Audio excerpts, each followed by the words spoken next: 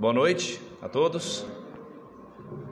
É uma grande alegria poder estar na casa de Deus mais uma vez, e eu agradeço mesmo ao Senhor por esse privilégio que Ele nos concede, de rever os irmãos, rever ali o irmão Fernando, que está nesse turno aí da tarde. Então, o irmão só tem folga a cada 42 dias, Mas é bom rever o irmão aqui.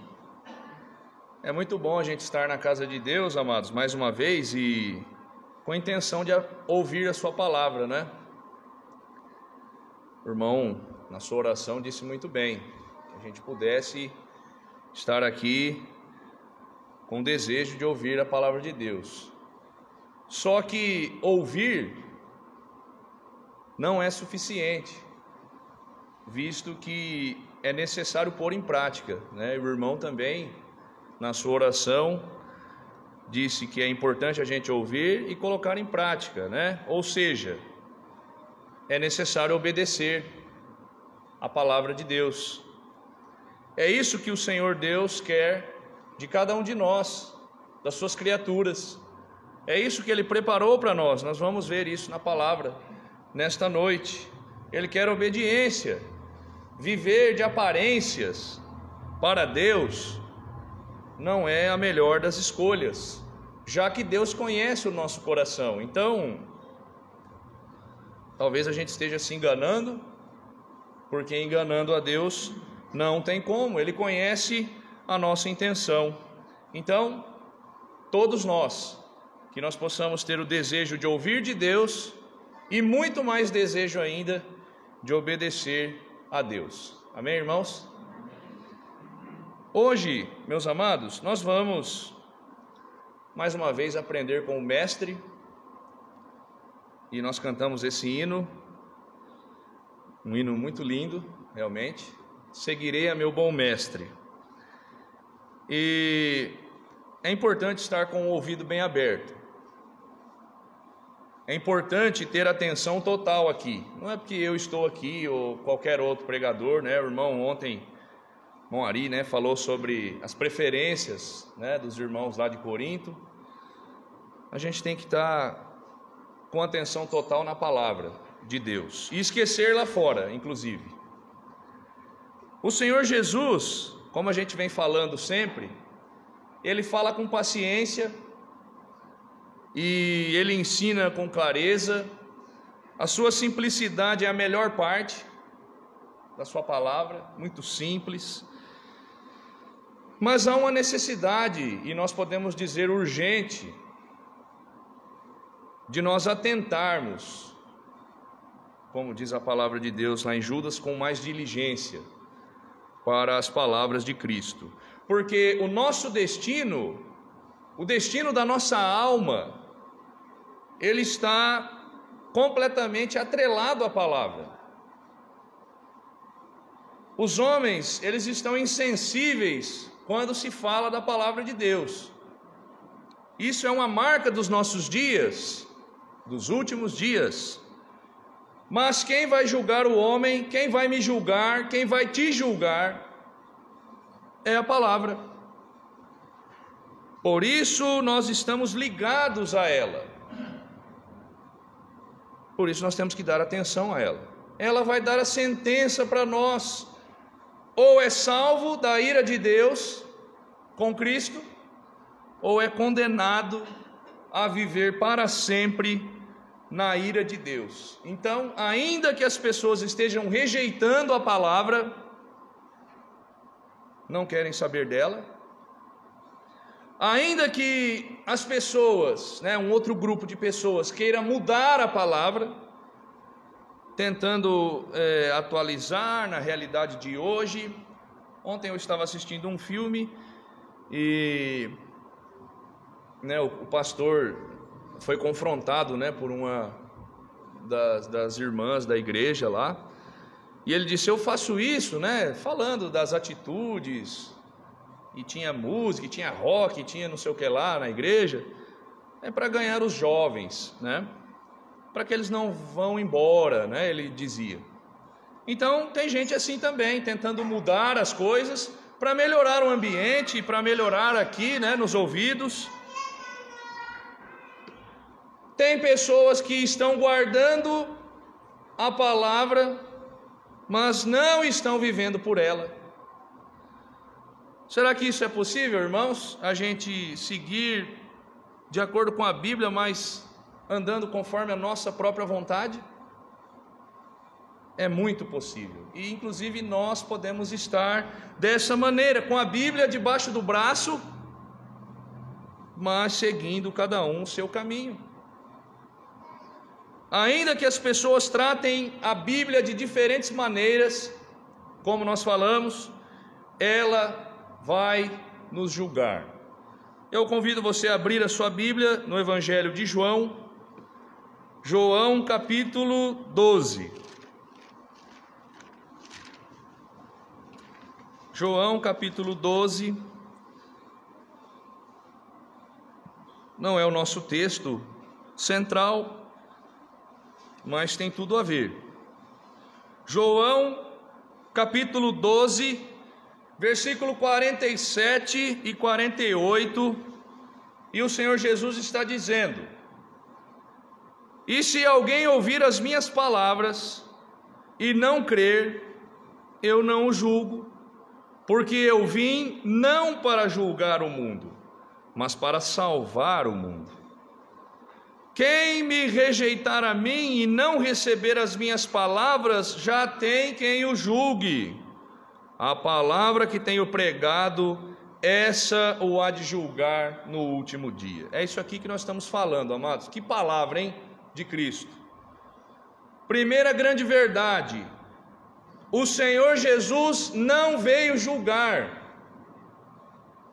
E se Jesus não veio julgar, nós também não devemos julgar ninguém. Não está escrito aqui, mas é claro para nós. O Cristo não veio fazer isso, então nós também não devemos julgar. Segunda verdade, Cristo veio salvar. E eu sempre falo isso, né, quando a gente vai falar desse estudo aqui. O propósito de Cristo ter vindo à terra, ele já disse que não foi julgar ninguém, foi de salvar o pecador que se arrepende. Jesus falou para aquela mulher pecadora que estava sendo julgada, e ele disse assim: eu também não te julgo, portanto, vai e não peques mais. O que Jesus quer é transformar a nossa vida. Então ele veio a este mundo salvar, veio transformar vidas. E a terceira verdade: quem rejeitar a palavra, quem não crer no Cristo, olha, já tem quem o julgue, e não é o Senhor Jesus, é a palavra que ele pregou, é essa que nós temos nas mãos agora, é essa quem vai julgar. Então eu te pergunto, estamos atrelados a ela ou não? Cada um está vivendo a sua vida lá do outro lado do mundo. A palavra vai julgar no último dia. A questão agora é o que nós vamos fazer ao ouvirmos esta palavra. Qual será a nossa reação ao ouvirmos a palavra? No Evangelho de Lucas, eu também convido você para voltar aí, né, um pouquinho só na sua Bíblia. Lucas 18. Também não é o texto ainda, mas tem tudo a ver. Lucas 18, versículo 26 e 27. Lucas capítulo 18, 26 e 27. E os que ouviram isto disseram: logo, quem pode salvar-se? Mas ele respondeu, Jesus, dizendo: as coisas que são impossíveis aos homens são possíveis a Deus. Irmãos e amigos, diante da seriedade que há em Deus, por isso o recado para nós: não brinque com Deus. Deus é coisa séria. Diante da seriedade que há no Senhor, ou seja, Deus não aceita o pecado. ele mostrou isso claramente quando ele tirou o seu olhar de Cristo lá na cruz, quando ele recebeu o pecado da humanidade. O texto aqui está falando sobre riquezas, né? Se nós olharmos aqui um pouquinho atrás, nós vamos ver Jesus falando com um jovem rico. Cristo disse que dificilmente um rico vai entrar no reino de Deus. Seria mais fácil passar um camelo pelo fundo de uma agulha do que um rico entrar no céu. Ah, mas eu não tenho riqueza, então essa palavra não é para mim. A riqueza nada mais é do que uma forma de mostrar aonde nós estamos concentrados, aonde nós estamos focados. Melhor ainda, onde está o nosso coração. Foi isso que Cristo disse: onde estiver o vosso tesouro, aí estará também o vosso coração. É aquilo que nós almejamos e lutamos na nossa vida. Mas veja você os efeitos do pecado na vida. Parecem coisas inofensivas. Nós queremos alimentar a nossa carne, o nosso corpo. Por isso nós temos a necessidade de ter dinheiro, e nós temos a necessidade de comprar, e nós temos a necessidade de conquistar, de viajar, de descansar, de ter sucesso. E não tem nada de errado nisso, ou será que tem? O problema é que quando nós buscamos as coisas desta vida com muita intensidade, nós vamos deixar Cristo de lado. É automático isso. Nós vamos deixar a palavra de Deus de lado. Por isso dificilmente um rico vai entrar no reino dos céus. E não é porque ele é rico, não, mas porque amam a sua riqueza. O coração está lá, na riqueza. E a pergunta daqueles homens é muito séria, você percebeu aí? Quem é que pode se salvar então? Ora, todos nós estamos propensos a dar mais valor a si próprio do que a Deus. Quem é que pode se salvar? Eles entenderam o que Cristo queria dizer, amados. Não é ser rico, não. Não é só rico, não. Naturalmente, nós atendemos com mais prontidão o que a nossa carne deseja. Veja esse exemplo. É mais fácil a gente assistir um jogo na televisão, ou uma novela, ou um filme, ou sei lá o quê, do que ler a Bíblia, por exemplo. É mais fácil. Então, parece impossível salvar-se, porque o nosso desejo material, ele não está em Deus, está em nós. É fácil da gente entender isso, amados. O pecado, ele está enrolado em nós, um nó bem apertado, não solta. E a gente começa a dar um passo em direção ao Senhor, e a gente ouve a palavra e sai daqui com o desejo de mudar alguma coisa na nossa vida que não está certa, porque a palavra está falando, mas de repente a gente volta 3 passos, 5, 6 passos para trás. O pecado tira o nosso ânimo, meu irmão. Nós estamos contentes e motivados na presença de Deus, na sua obra, e aí a nossa carne fala mais alto, e nós pecamos, e a gente se entristece, e esfria, e deixamos de lado o ânimo e a motivação. O pecado escraviza o homem, por sua própria vontade. Olha, por nossa própria vontade, a gente vai passar a vida inteira ali preso, amarrado de pés e mãos. O bem que eu quero, não consigo, de jeito nenhum. Quem falou isso? E o mal que eu não quero, que eu odeio, é esse que eu faço. Quem pode salvar-se? Foi a pergunta lá daqueles homens. E Cristo respondeu para eles, eu imagino com um sorriso: aquilo que é impossível aos homens é possível a Deus. Então a gente começa a entender que não é pela nossa força, é Deus. Se nós buscarmos a Deus, Ele pode fazer. É impossível para mim e para você, mas para Deus é plenamente possível. O título da mensagem, Aprendendo com Jesus. Você já sabe o que você vai pedir? No Evangelho de Marcos, capítulo 10, esse é o nosso texto. Marcos, capítulo 10,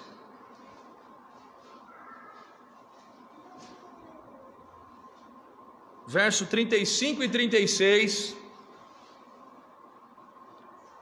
Marcos 10, 35 e 36 está dizendo: e aproximaram-se dele Tiago e João, filhos de Zebedeu, dizendo: Mestre, queremos que nos faças o que te pedirmos. E ele lhes disse: que quereis que vos faça? Você já sabe o que vai pedir para Cristo? Nós começamos a mensagem falando sobre a palavra de Deus e o papel que ela tem na nossa vida. Que papel ela tem na nossa vida? Ela vai nos julgar. Cristo disse: eu não vou julgar você. A palavra que eu tenho pregado vai. Depois nós falamos que é impossível ao homem, naturalmente, porque naturalmente ele quer assistir o jogo e não ler a Bíblia. Naturalmente ele se livrar dos efeitos da sua conduta carnal. Não pode fazer isso. Por si próprio não.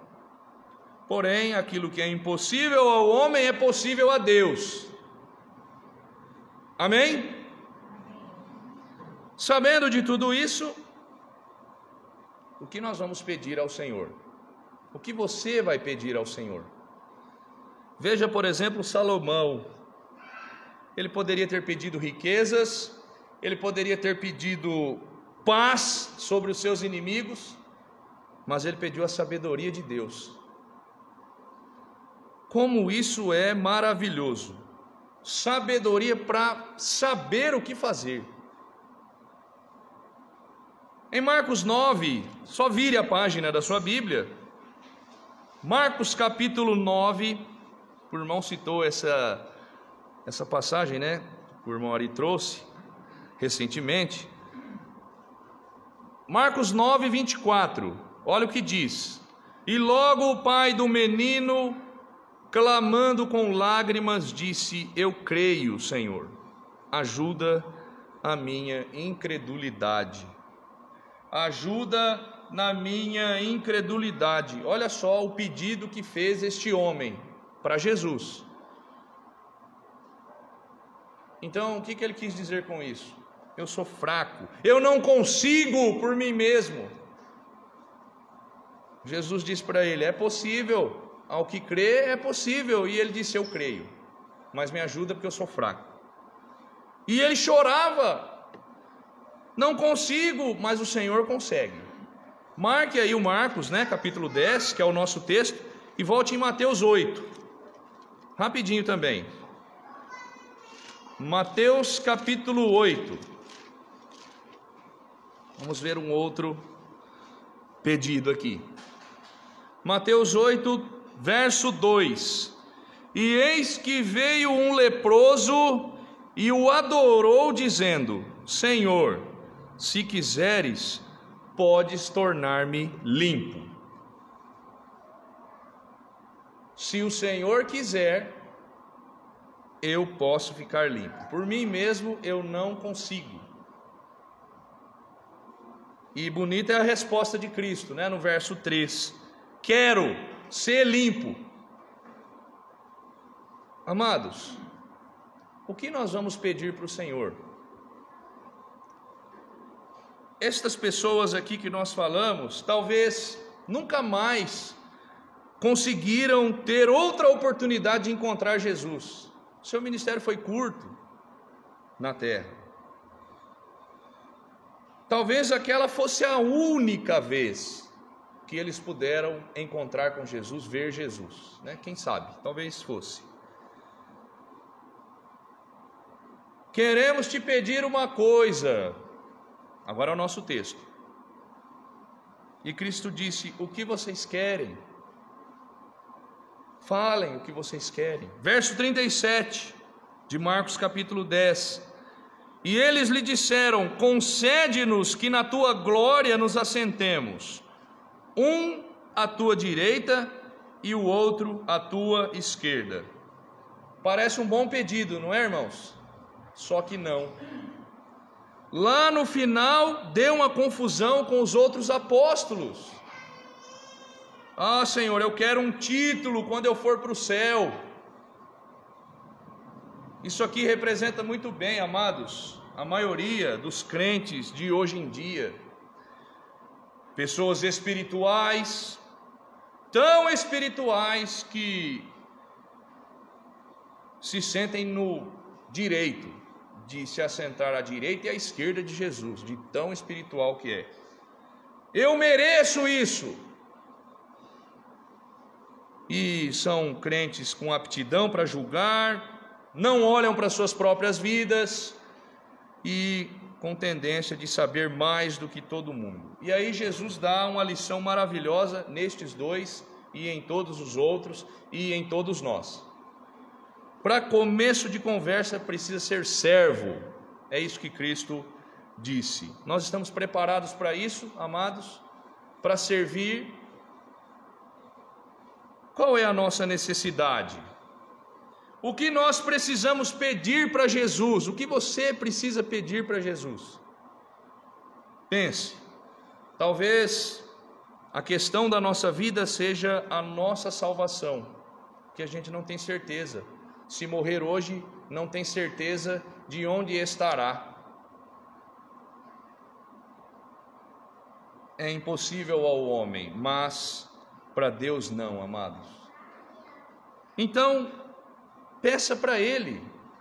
Se você tem desejo de entregar a sua vida, peça a Ele. Está com dificuldade, peça para Ele.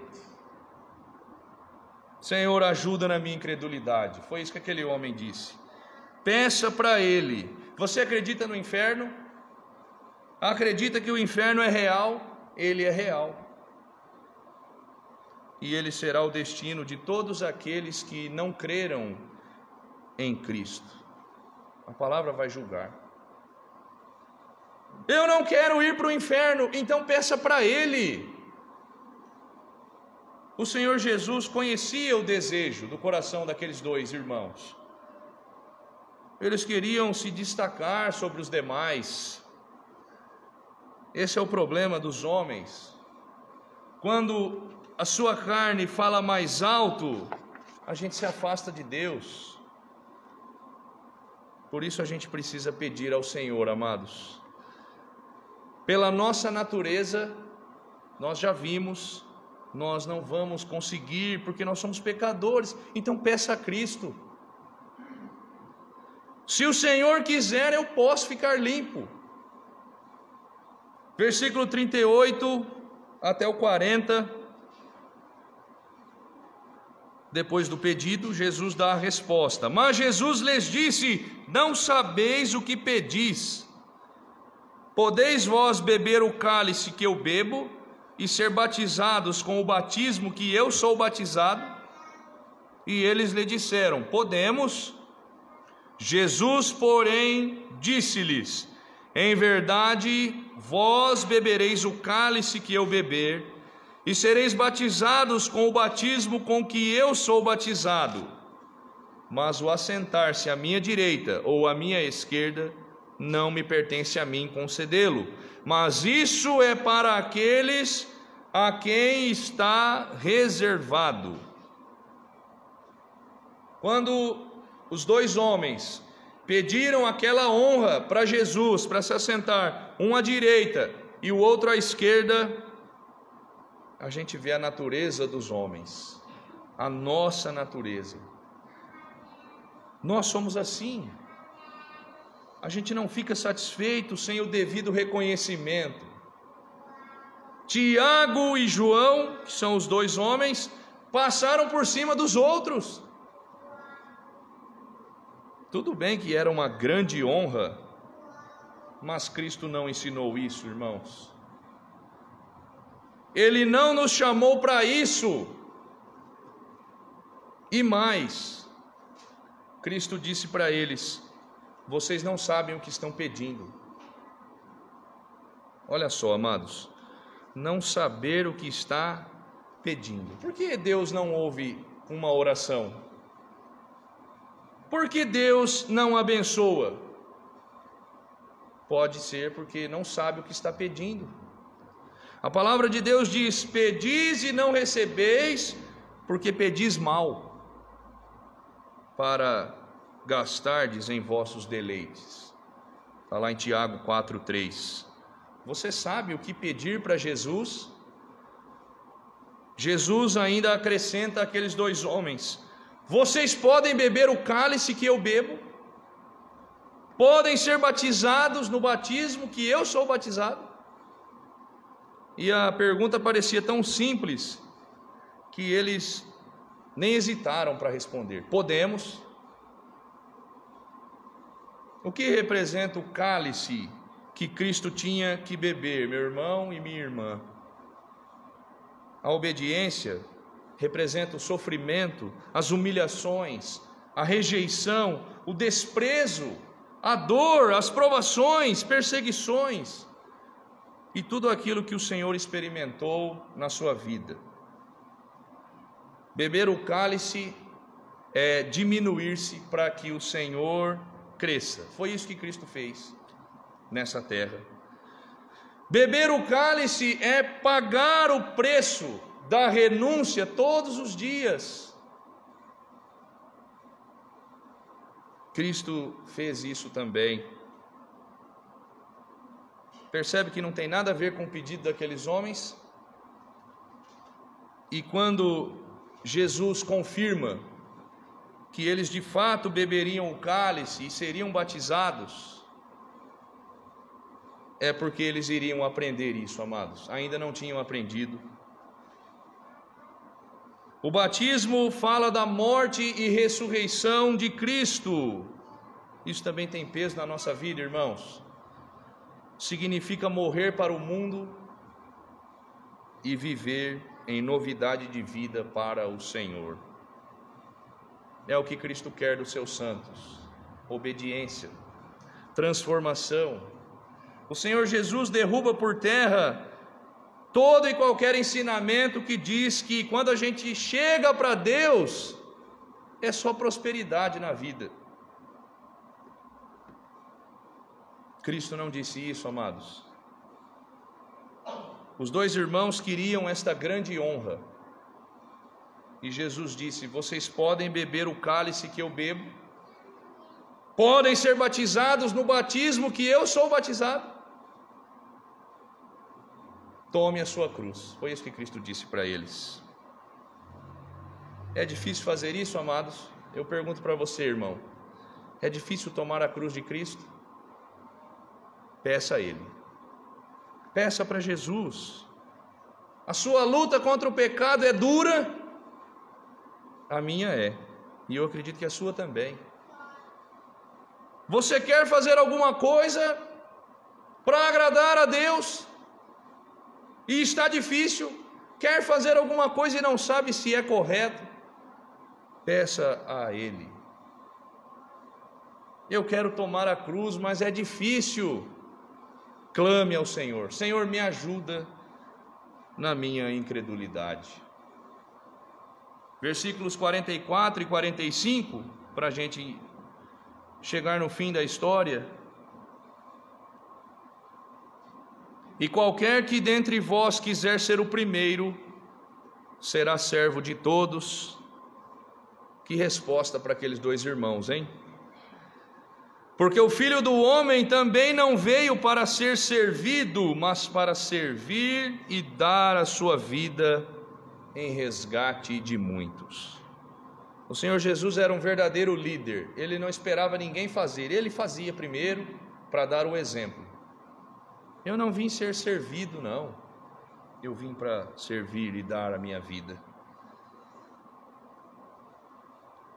A gente não falou aqui, amados, mas eles tiveram uma pequena discussão aqui, no verso 41. Quando os outros ficaram sabendo da ousadia dos dois irmãos, onde já se viu? Será que eles são melhores que a gente? E Cristo chama eles. Eu não ensinei isso a vocês, a serem os melhores ou os maiores. Quem quer ser o primeiro, será servo de todos. Foi isso que Cristo disse. O Senhor Jesus quer vidas transformadas, meu amado. A sua vida não foi transformada? Peça a Ele. Mas eu não consigo, Senhor. Peça para Ele.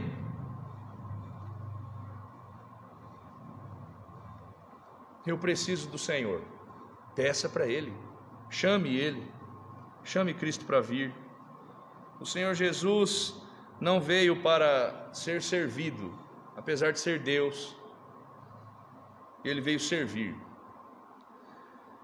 É muito diferente do evangelho que as pessoas pregam hoje em dia. Um evangelho que não tem arrependimento de pecados, não tem cruz, não tem renúncia, não tem condenação, só tem bênção, só tem prosperidade, dinheiro. Se tiver alguma coisa atrapalhando você de chegar para Cristo, arrependido dos seus pecados, chegar crendo verdadeiramente nele, se tiver mesmo alguma coisa, peça para Ele, para te ajudar na sua necessidade. Se tiver alguma coisa atrapalhando a gente, irmãos, de tomar a cruz, de seguir com obediência e fidelidade, sem murmurações, o que é que nós temos que fazer, amados?